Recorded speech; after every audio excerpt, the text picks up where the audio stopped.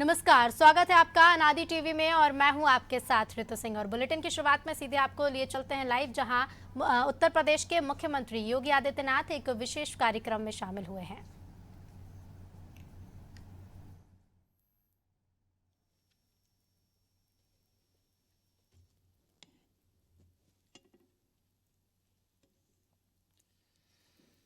सूक्ष्म लघु मध्यम उद्यम विभाग के द्वारा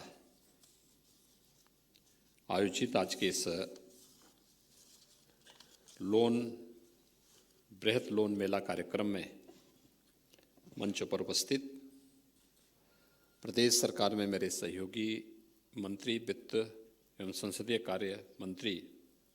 श्री सुरेश कुमार खन्ना जी, सूक्ष्म लघु मध्यम उद्यम, खादी एवं ग्रामोद्योग, रेशम, हथकरघा और वस्त्र उद्योग विभाग के मंत्री श्री राकेश सचान जी,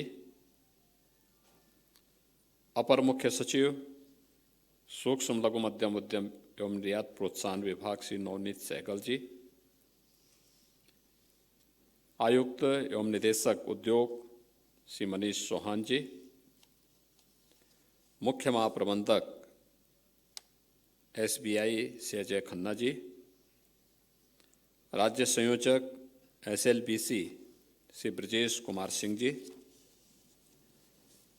राज्य के विभिन्न जनपदों से जुड़े हुए सभी सम्मानित जनप्रतिनिधिगण, यहाँ पर विभिन्न बैंकों के महाप्रबंधक और अन्य अधिकारीगण, प्रदेश के सभी 75 जनपदों से जुड़े हुए हमारे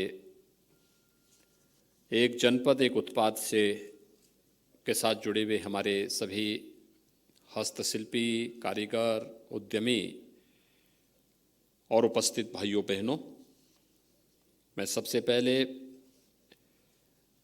विभाग को और बैंकर्स को इस बात के लिए हृदय से धन्यवाद देता हूं कि उन्होंने आज यहाँ पर एक साथ 1,90,000 उद्यमियों, हस्तशिल्पियों और कारीगरों को 16,000 करोड़ रुपए के लोन वितरण के इस बृहत कार्यक्रम के साथ वे स्वयं जुड़े हुए हैं। मैं इसके लिए आपको धन्यवाद देते हुए लोन प्राप्त करने वाले सभी उद्यमी, कारीगर और हस्तशिल्पियों को हृदय से बधाई भी देता हूं। अनेक कार्यक्रमों के जिससे आज का यह आयोजन महत्वपूर्ण है। लोन वितरण का कार्यक्रम तो हो ही रहा है, 5 CFC का भी उद्घाटन आज हुआ है, जो प्रदेश के 5 अलग अलग जनपदों में, आजमगढ़ में, अंबेडकर नगर में, सिद्धार्थ नगर में, सीतापुर में, आगरा में स्थानीय उत्पाद के प्रमोशन के लिए स्थानीय स्तर पर वह किस रूप में कार्य करेगी, उससे जुड़े हुए और उसके संचालकों के साथ अभी संवाद के कार्यक्रम को आपने देखा होगा। यही अंतर है।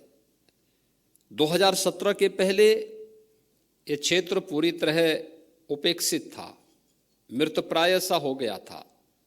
लोगों में हताशा थी, निराशा थी। और 2017 में जब प्रदेश में नई सरकार का गठन हुआ तो उस समय हम लोगों के सामने यह भी एक चुनौती थी। उत्तर प्रदेश की उस समय बेरोजगारी की जो दर थी वो 18% से अधिक थी।